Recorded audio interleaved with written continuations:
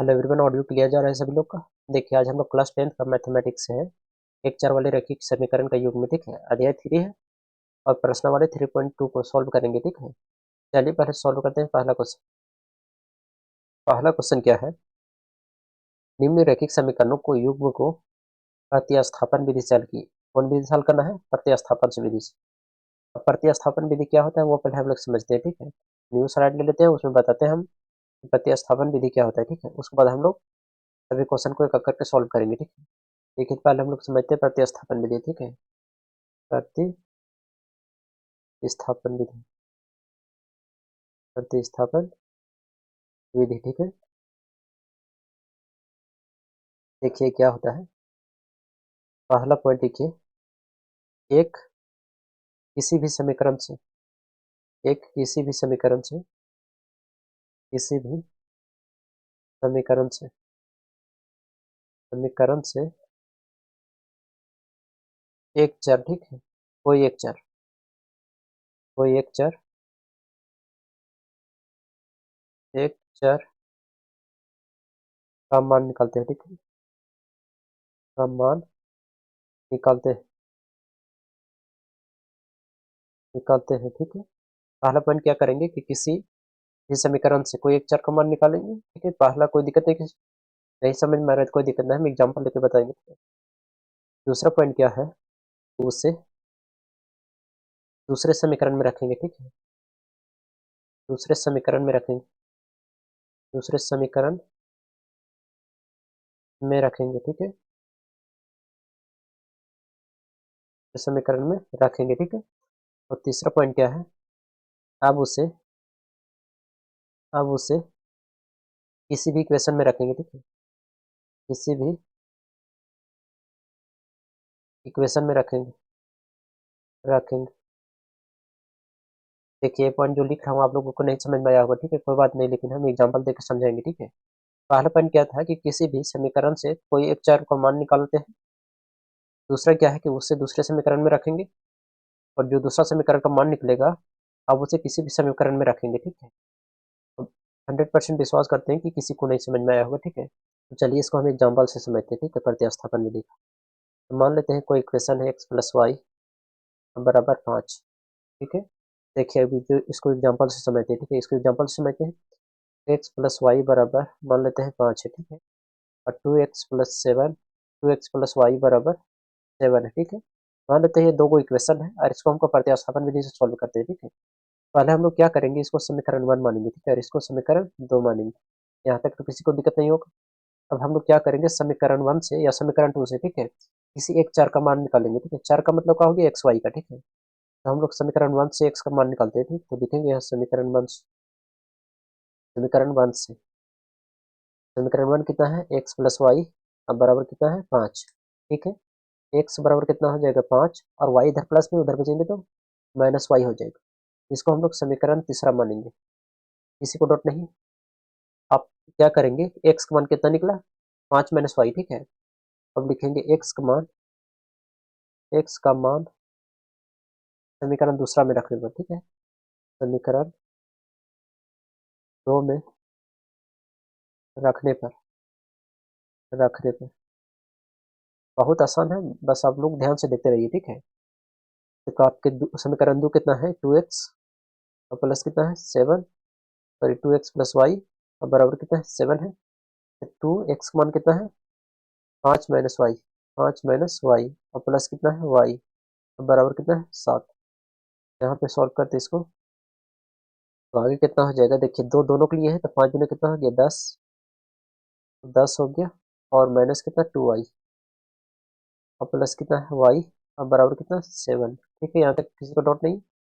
अब हम लोग क्या करेंगे 10 बराबर 2y और प्लस y कितना हो गया माइनस वाई, दो को में से एक y घटेगा तो कितना माइनस वाई बचा और कितना 7, माइनस वाई बराबर कितना हो जाएगा 7 और प्लस 10 है इधर उधर भेजेंगे तो -10 हो गया। तो वाई बराबर कितना आ गया -3, माइनस वाई बराबर कितना आ गया -3 आ गया। माइनस में 10 तो कट जाएगा तो वाई बराबर कितना आ जाएगा 3 आ जाएगा। वाई का मान कितना आ गया 3 आ गया। अब देखिए तीसरा पॉइंट क्या लिखाए थे हम कि आप उसे किसी भी इक्वेशन में रखो, ठीक है। इसको आप वाई का मान जो 3 है समीकरण 1 या 2 किसी में भी रख सकते हैं आप, ठीक है। तो देखते हैं आसान कौन होगा, उसी में रखेंगे। समीकरण 1 आसान दिख रहा है, समीकरण 1 में रखेंगे, ठीक है। तो लिखेंगे यहाँ y का मान समीकरण 1 में रखने पर, समीकरण 1 कितना है, x प्लस वाई बराबर कितना है, 5 है। x प्लस वाई का मान कितना है, 3 बराबर कितना है, 5। x बराबर कितना हो जाएगा, 5 माइनस 3, यानी x बराबर कितना आ गया, 2। तो मेरा आंसर क्या हो जाएगा, देखिए y का मान कितना हो जाएगा, 3, और x का मान क्या हो जाएगा, 2 हो जाएगा। आई होप कि समझ में आया होगा प्रतिस्थापन विधि, ठीक है। एक बार फिर से समझ लीजिए, फिर हम लोग क्वेश्चन को बहुत स्पीड से बनाएंगे, ठीक है। तो पहला क्या करेंगे, दो इक्वेशन दिया रहेगा, या दशमलव में रहेगा तो उसको सिंपल फॉर्म में बदलेंगे, ठीक है। और या तो फ्रैक्शन में रहेगा तो उसको सिंपल फॉर्म में लाएंगे, ठीक है। समीकरण 1 को लेंगे, देखिए समीकरण 1 से, ठीक है। कोई समीकरण को लेना है और एक चर का मान निकालना है, ठीक है। तो हमने समीकरण 1 को लिया और x का मान निकाला। जरूर नहीं कि आप समीकरण 1 ही को लीजिए, ठीक है। आप 2 से भी लीजिए, और आप चाहे तो y का मान भी निकाल सकते हैं, ठीक है। हमने यहाँ x का मान निकाला तो इतना आया। अब x का मान समीकरण 2 में रखना है आपको, ठीक है। समीकरण 2 से जो x का मान रखिएगा तो y का मान निकलेगा 3। जब y का मान 3 निकल गया तो y का मान किसी भी में भी रख दीजिए, ठीक है। या तो पहला में या तो दूसरा में, ठीक है। तो किसी में भी रखेंगे तो x और y का मान फाइनली मेरा आंसर आ जाएगा, ठीक है। चलिए पहला क्वेश्चन को सॉल्व करते हैं, ठीक है। चलिए तो पहला क्वेश्चन सॉल्व करते हैं। तो हम सॉल्व करते हैं इसको, यहाँ सॉल्यूशन लिखते हैं।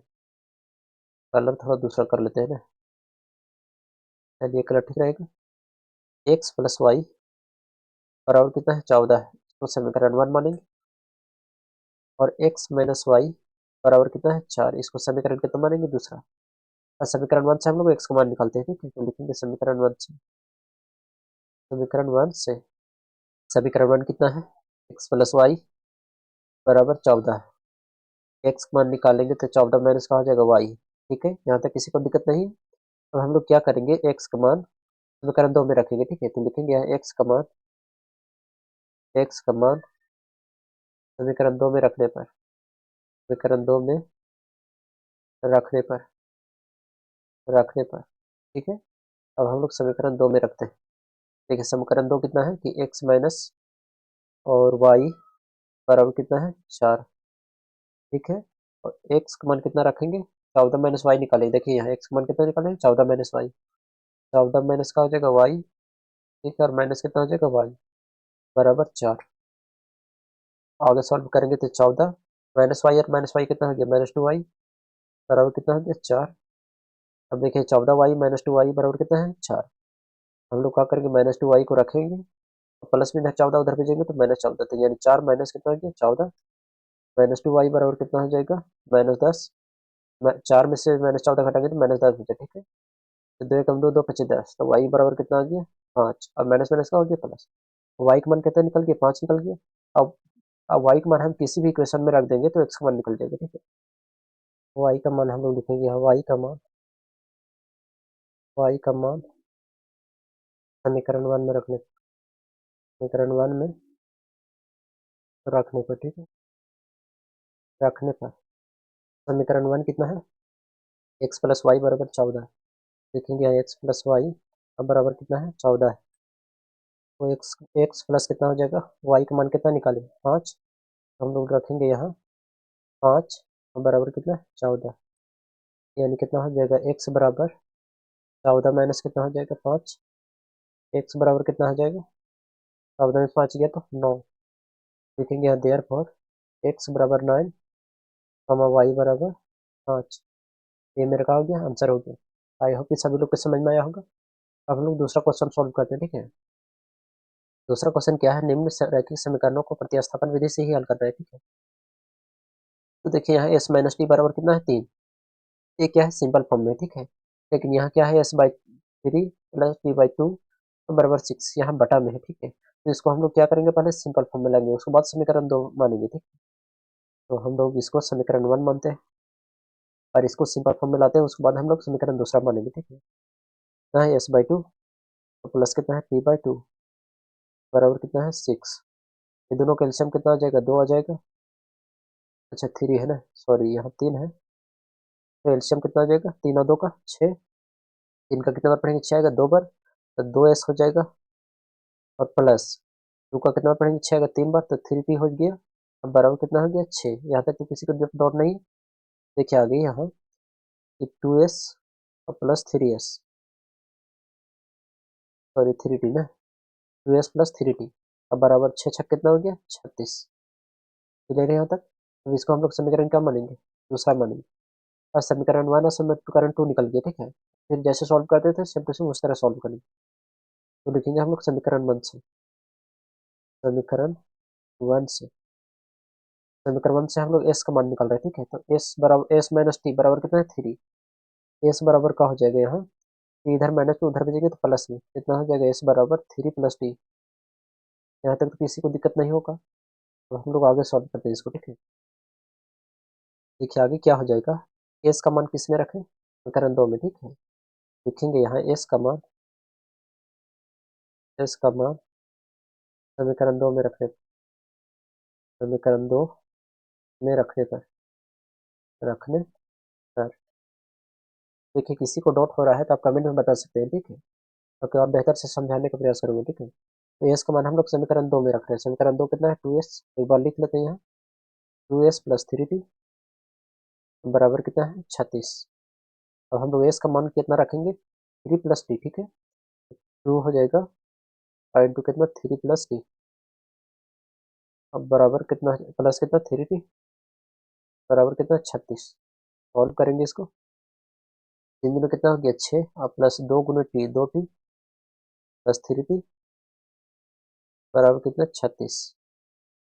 आगे सॉल्व करते हैं तो कितना हो जाएगा 6 प्लस 2t और 3t 5t बराबर कितना हो गया 36। अब 5t को रखते हैं इधर और 36 माइनस कितना हो जाएगा 6 इधर प्लस में उधर भेजेंगे तो माइनस में 5t बराबर कितना हो जाएगा 30। 5t बराबर कितना हो गया 30 हो गया। यहाँ तक किसी को दिक्कत नहीं। अब आगे सॉल्व करते हैं हम लोग दूसरा स्लाइड। 5t बराबर कितना है 30 है, t बराबर कितना हो जाएगा 30/5 यानी t बराबर 6 आ गया, ठीक है।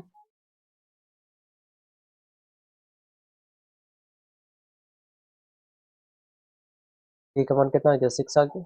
और t का मान आप किसी में भी रखेंगे तो समीकरण 1 में या 2 में, आसान देखिए तो क्या लग रहा है 2 या 1, तो 1 लग रहा है तो समीकरण 1 में रखेंगे, ठीक है। तो लिखेंगे यहाँ t का मान, t का मान समीकरण 1 में रखने पर, समीकरण 1 में रखने पर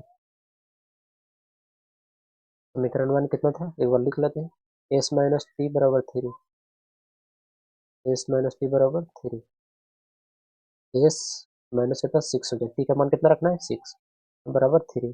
एस बराबर कितना हो जाएगा 3 प्लस 6, 6 इधर माइनस में उधर भेजेंगे तो प्लस में, तो एस बराबर कितना आ गया 9। फाइनली मेरा आंसर आ गया। लिखेंगे देयर फॉर टी बराबर 6 और कॉमा एस बराबर 9। यही मेरा कहा गया आंसर होगा। आई होप कि दूसरा भी समझ में आया होगा सभी लोग। अब हम लोग तीसरा सॉल्व करते हैं। देखिए तीसरा क्वेश्चन को सॉल्व करते हैं। तीसरा क्या है 3x माइनस वाई, ये ऑलरेडी सिंपल फॉर्म में है तो इसको समीकरण 1 मानते हैं और इसको समीकरण दूसरा मानते हैं। अब हम लोग समीकरण 1 से x का मान निकालते हैं, ठीक है। तो लिखेंगे यहाँ समीकरण 1 से, समीकरण 1 कितना है 3x माइनस वाई बराबर 3। आगे सॉल्व करेंगे तो 3x बराबर कितना हो जाएगा 3 प्लस वाई।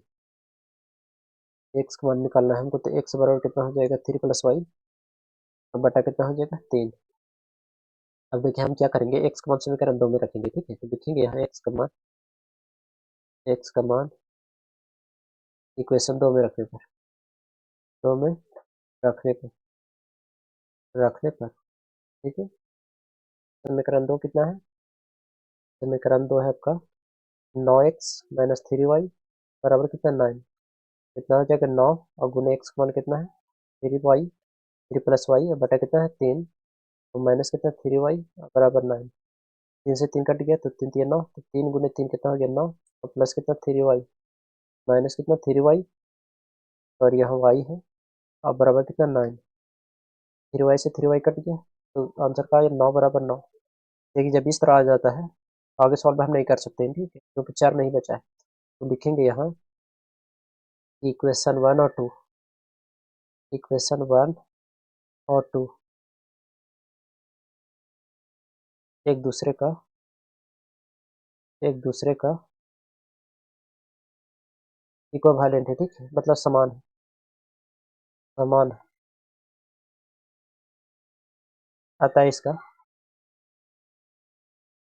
इसका अनेक हल होगा, ठीक है, तो आप लोग लिख लीजिए, यहाँ जगह नहीं है इसलिए नहीं लिख रहे।